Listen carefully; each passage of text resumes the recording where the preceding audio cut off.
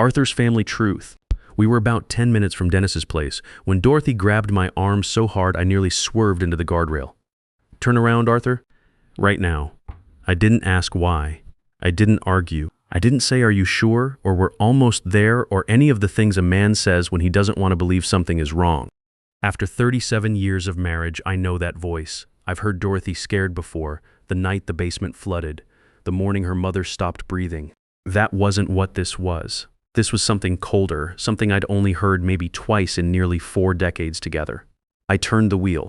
My name is Arthur Caldwell. I'm 62 years old. I spent 35 years as an insurance fraud investigator, sitting across tables from liars, reading documents that had been altered, watching people perform grief they didn't feel. I was good at my job. I retired 14 months ago thinking I'd seen everything worth seeing. I was wrong.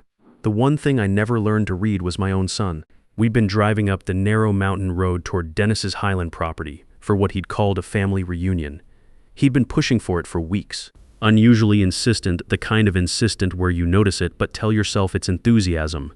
Dennis said everyone would be there by 200. He wanted us there early.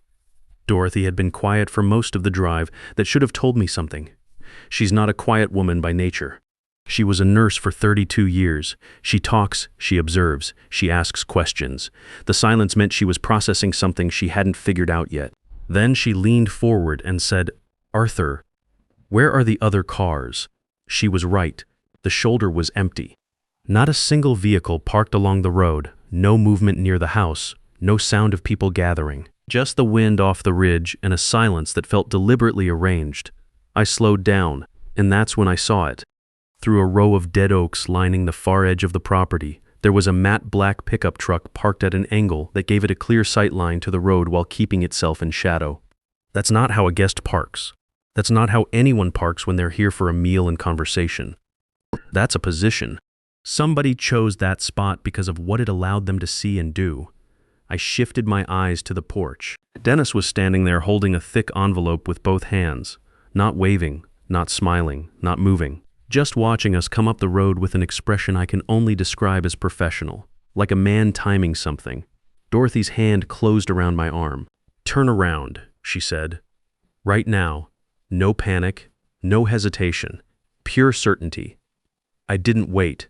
I didn't second-guess her. I threw the SUV into reverse, swung hard, and got us pointed back down the mountain. The gravel sprayed out from under the tires. I caught one last look in the rearview mirror. Dennis didn't run, didn't shout, didn't even flinch.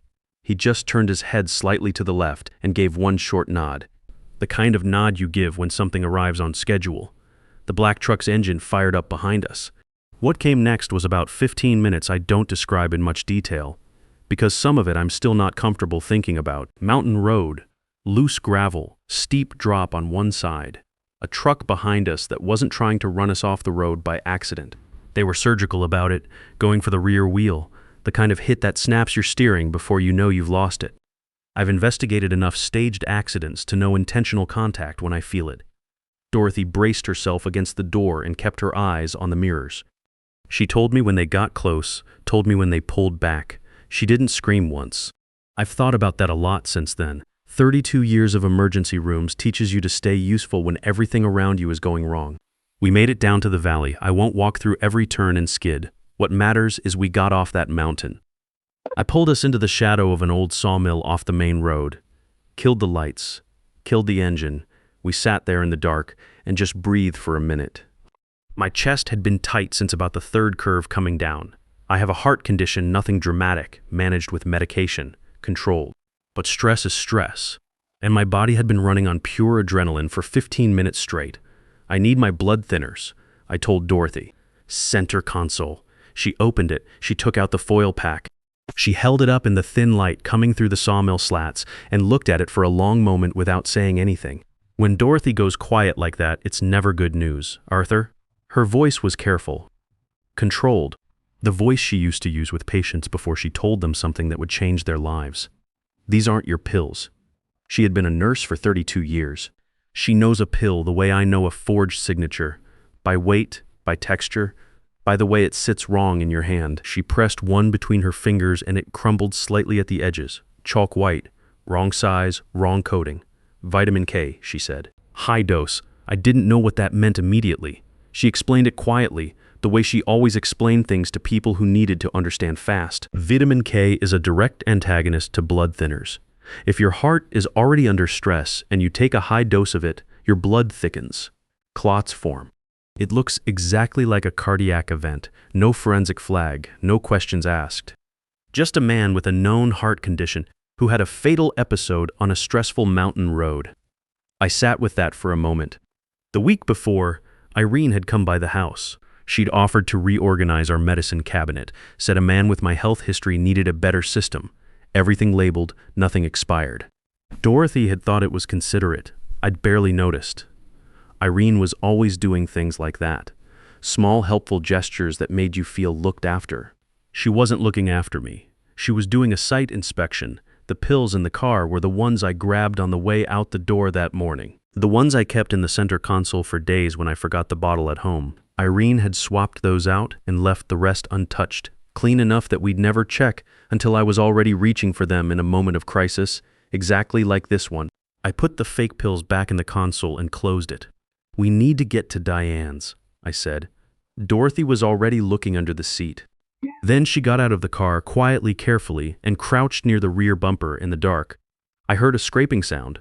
She came back and held up a small black disc about the size of a $50. Hard-wired, not magnetic. Someone had taken time to mount it properly. They weren't just tracking us through the phone app. Dennis had insisted I install.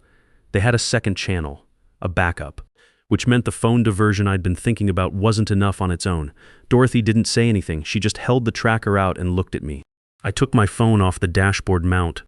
The family safety app Dennis had set up 8 months ago said it was so he wouldn't worry when we drove long distances, was showing our location in real time, a blue dot sitting still in the shadow of an old sawmill. Whoever was watching that screen knew exactly where we were. I rolled down the window. A logging truck was moving slowly along the access road about 40 yards out, heading toward the highway. Heavy load, wide trailer, rusted undercarriage. I tossed the phone underhand. It bounced once off the gravel and caught on the frame of the trailer. The screen flickered blue for a second, then disappeared into the dark as the truck rolled on toward the interstate. Dorothy yanked the tracker free from the bumper. It came off with a short spark and a piece of wire casing. She set it on the ground and we drove over it on the way out. Diane lives on a back road about 18 miles from the Highland property. No direct route. No logical reason for us to end up there. At least not to anyone who didn't know our family well. She opened the door before we reached the porch steps, looked at Dorothy's hands, looked at my face, stepped aside without a word. That's Diane. She's 34, works in forensic accounting, and she has never once in her adult life opened a door and been surprised by bad news. She processes first, reacts second. What I didn't expect was what her dining room looked like. The table was covered, financial printouts, highlighted in 3 colors. A second laptop running in the corner, a whiteboard on the wall with names and arrows and account numbers written in her careful handwriting. She hadn't just been worried about Dennis. She'd been building a case. How long? I asked. 8 months, she said, since he asked me to co-sign something I didn't understand. I read the fine print. Then I started reading everything else. She walked me through it. Dennis had borrowed $340,000 from a company called Grady Capital, not a bank, not a legitimate lender. Lester Grady ran a predatory asset operation that targeted landowners who were cash poor but property rich. The loan was collateralized using my name, my credit history, my retirement standing as a co-guarantor on paperwork I had never seen. Then she showed me the land registry. The Highland parcel, 42 acres I'd owned for 20 years, bought as a retirement investment, was in the final stages of a quiet title transfer. The deed was moving to a shell company called Ridgeway Holdings. The transfer had been initiated 3 weeks ago. Then she pulled up the insurance document. Dennis had taken out a life insurance policy on me 3 years earlier. I hadn't known. He'd used a broker I didn't recognize, a mailing address I'd never lived at, and a signature that looked enough like mine to pass an initial review, pay out $820,000. With an accidental death rider attached. I'm worth more to my son dead than I've ever been alive. I stood at that table for a long time without speaking. Dorothy sat down in the chair nearest the door and put her hands flat on the table, the way she used to do at the end of long hospital shifts. Diane waited. She's used to letting numbers speak for themselves. "There's one more thing," Diane said. She turned the laptop toward me. "County Land Registry. Death records filed with the Commonwealth of Pennsylvania. My name, Arthur Caldwell, cause of death, myocardial infarction, date filed 2 weeks ago." In the eyes of the state, I was already dead. I've spent 35 years reading documents that people didn't want me to read. Forged signatures. Altered timestamps. Policy numbers that don't match the filing dates. You develop a sense for the thing that's slightly off, the ink that's a shade too fresh, the margin that's a half centimeter too wide. It's not instinct. It's just repetition. You look at enough lies, and you start to recognize the handwriting. The death certificate looked professional. Official county header. Correct formatting, notary seal in the lower right corner. But the timestamp caught me immediately. Time of death, 2:14 p.m. I knew exactly where I was at 2:14 p.m. on that date. I had made a lane change on I-78 heading west, about 5 miles past the Quakertown interchange. My dash cam records continuously. My cell phone was pinging towers along that corridor the entire afternoon. The highway sensors on I-78 log every vehicle that passes through. At 2:14 p.m., I was alive on a federal highway with 3 independent systems documenting it. Dennis had filed a death certificate for a man who was driving 68 miles an hour on the interstate at the moment he supposedly died in bed. I looked at the notary seal. Perry Holden. I recognized the name before I recognized the stamp. Perry had been coming to our 4th of July cookouts for 28 years.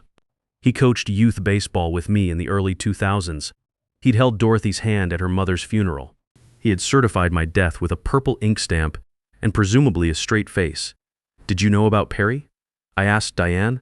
She nodded slowly. "His name shows up on 2 other documents in Dennis's files, both related to the land transfer. I didn't want to tell you until I had more." That's the thing about fraud. It doesn't stay small. The first corrupt signature needs a second one to support it, and then a third to explain the second. By the time you find the visible edge of it, the structure underneath goes deeper than you thought. I straightened up and looked at the whiteboard. $340,000 in debt to Lester Grady. A fake death certificate. A land transfer in progress. An $820,000 life insurance policy with my name on the wrong side of it. Dennis had been building this for a long time, not months, years. Probably since before he ever asked me to co-sign anything. Before he ever suggested the family safety app. Before Irene started offering to help around the house. I'd been watching my son struggle and seeing a man who needed help. What I was actually watching was a man who was learning how to use me. Diane's phone buzzed on the table. A video message. Unknown number. She turned it toward me without opening it. We looked at the thumbnail together. A still frame of a concrete room. Gray walls. Single overhead bulb. I knew before I pressed play. Nolan was sitting in a chair against the far wall, his hands in his lap, his eyes fixed somewhere slightly above the camera. He looked like he was trying very hard to hold himself together. He's 10 years old. He's the kind of kid who laughs easily and asks too many questions about how things work. Seeing him sit, that still was worse than anything else I'd seen that day. He read from a script someone was holding just out of frame. His voice was flat in the way a child's voice gets when they're reciting words they don't understand, words an adult put in their mouth. He said I was confused, that I needed to come back, that the family needed the safe codes to help sort things out. I watched it once. Then I watched it again with the sound off, looking at the room behind him. Old exposed conduit running along the upper left wall. A floor drain grated toward a center grate, industrial standard, not residential. And in the far right corner, partially in shadow, a heavy valve casing mounted to the wall. Cast iron, specific profile. A serial number I couldn't quite read but didn't need to. I had spent 3 days inside that facility 10 years ago doing an insurance review after a pipe failure claim. Every corridor, every access panel, every room that wasn't on the current county map. I knew the layout the way you know a house you've worked in, not because you memorized it, but because your body remembers where the floor dips and which doors open inward. Sector 14 pumping station, abandoned for 7 years, 12 miles north of where we were sitting. Dennis had chosen it because it was isolated, off the main road, and not on any active registry. He'd chosen the one building in the county where I had an operational memory of every corner and every exit. I know where Nolan is, I said. Dorothy looked up. Diane stopped typing. I told them what I needed them to do. Diane had already been in contact with Detective Harlow. The county investigator she'd approached 2 months earlier when she first started building the evidence file. I needed Diane to send Harlow everything. The death certificate, the land transfer documents, the insurance policy, the financial records connecting Dennis to Grady Capital. All of it, right now, with the location of Sector 14 attached. I needed Dorothy to stay at Diane's and not open the door for anyone she didn't recognize by voice. And I needed to leave before I thought about it long enough to talk myself out of it. Dorothy walked me to the garage. She didn't tell me to be careful. She knows me well enough to know that's not what I needed to hear. She handed me the satellite phone Diane kept for emergencies and held my hand for a moment without saying anything. Then she said, "Bring Nolan home." I drove north in the dark with no headlights until the road ran out. The access road to Sector 14 doesn't exist on any current map. The county decommissioned it when the station went offline, pulled the signage, let the tree line grow back over the entrance. If you didn't know it was there, you'd drive past it 100 times and never notice the gap between the pines. I'd surveyed that road on foot during my insurance review. I knew where the surface held and where it didn't. I parked the SUV 300 yards back in the brush and walked the rest of the way in the dark. The station was a large concrete structure, single story, built into the slope of the ridge. Most of the windows had been boarded from the inside. A generator was running somewhere. I could feel the low vibration through the ground before I could hear it. That meant lights inside. That meant people who planned to stay a while. I found the access panel on the east wall that maintenance crews used during the original construction. It had been seized open by a drainage issue that was never repaired. I'd noted it in my report 10 years ago. Apparently nobody had fixed it since. I went in low and quiet. The main floor was lit by 2 work lights mounted on stands. Dennis was at a folding table with a laptop, his back to me, typing with the stiff concentration of someone who doesn't know what they're doing but is afraid to stop. Nolan was against the far support pillar, hands tied in front of him, eyes open, watching the room. Lester Grady was in a chair near the center of the floor. He was maybe 55, well-dressed for a concrete room in the middle of nowhere, with the patient stillness of a man who has done this kind of thing before and found it unremarkable. He was checking the mechanism of an industrial bolt gun, working the action slowly, the way you handle a tool you're comfortable with. I studied the room for 60 seconds before I moved. Old habits.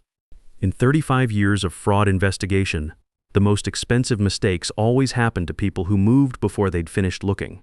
Then Nolan shifted in his chair and saw me in the shadow near the east wall. He didn't call out. He didn't react visibly. He just looked at me for one long second and then looked back at the floor. That kid, 10 years old, and he understood immediately what I needed from him. I moved toward the breaker panel I knew was mounted on the north wall behind the secondary intake housing. Grady was between me and Nolan. Dennis was between me and the exit. The work lights were the only source of illumination in the building.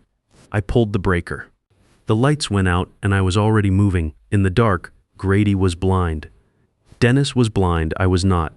I had the layout in my head and I moved through it the way you move through your own house at 3 in the morning, not by sight, by memory. Around the intake housing, past the drainage channel, along the east wall to the support pillar. Nolan didn't make a sound when my hands found his. I got the rope off his wrists in about 20 seconds. It was tied by someone who wanted it to hold, but wasn't trained in it.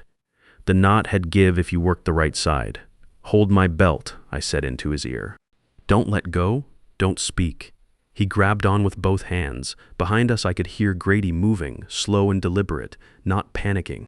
A man like that doesn't panic in the dark. He recalibrates. I heard the bolt gun prime, a short hydraulic hiss that cut through the generator noise, and I pulled Nolan down and left as something hit the concrete wall where we'd been standing. We went through the service channel along the north side, a narrow corridor that runs behind the intake housing and comes out through a utility hatch on the far end of the building. I'd measured that corridor once with a tape, 14 feet. I counted my steps. The hatch opened outward onto the ridge. Cold air and rain hit us both at once. We moved away from the building and into the tree line, staying low. I could hear Dennis shouting inside, his voice cracking the way it used to when he was a teenager, trying to sound more certain than he was.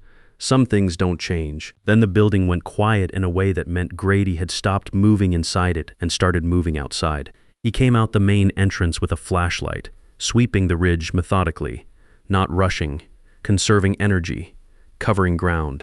The man was a professional, and I respected that even then, even in that moment, the way you respect a structural flaw for being exactly as dangerous as it is. He moved toward the limestone shelf on the east side of the ridge, which was the logical direction for someone running toward the road. I knew that shelf. I had flagged it in my original report as a stability risk, a thin plate of limestone over a cavity that collected runoff. After the rain we'd had that week, the water table underneath it would be sitting at the edge of its load capacity. I didn't lead Grady there. He led himself there because it was the logical direction and he was a logical man. The ground gave way without much warning. One moment he was moving, the next the shelf dropped, and Grady went with it into the sinkhole the ridge had been building for 30 years. It wasn't loud, it was over fast. I held Nolan against my side, and we waited in the tree line without moving until we saw the state trooper lights come up the access road, blue and red through the pines, exactly where I'd told Diane to send them. They took Dennis in the brush about 200 yards from the main entrance. Irene was picked up at the county line the following morning with a bag full of documents from my home office. Perry Holden surrendered himself before noon. Detective Harlow put a thick folder on the table in front of me at the precinct and told me the grand jury would want my testimony. I gave it. 4 hours. I walked them through the timestamp on the death certificate, the cell tower records, the dash cam footage from I-78.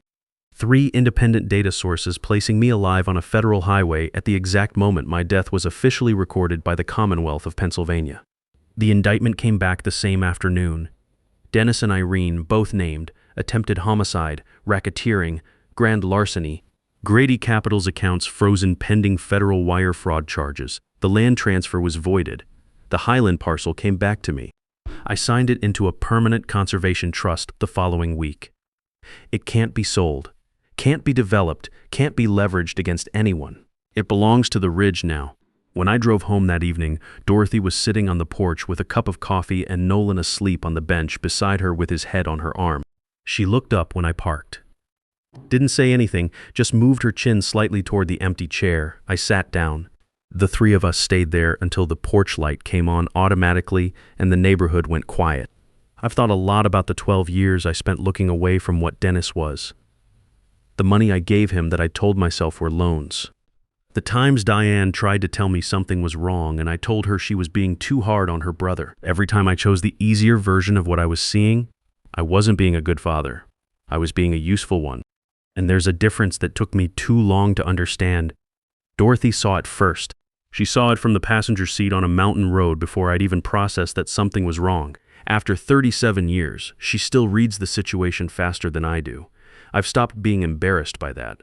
I'm just grateful I finally listened. If you're reading this and there's something you've been looking away from, something you keep telling yourself is fine when the person next to you is telling you it isn't, listen to them. I almost ran out of road waiting to do the same thing. I spent 35 years catching people who hid the truth in plain sight, and the whole time the one I should have been watching was sitting at my dinner table. Thank you for staying with me through this one. If it stayed with you, leave a comment below. I read every one. Subscribe if you don't want to miss what comes next. Some details in this story have been adjusted for privacy and storytelling purposes. Any resemblance to real names or situations is unintentional.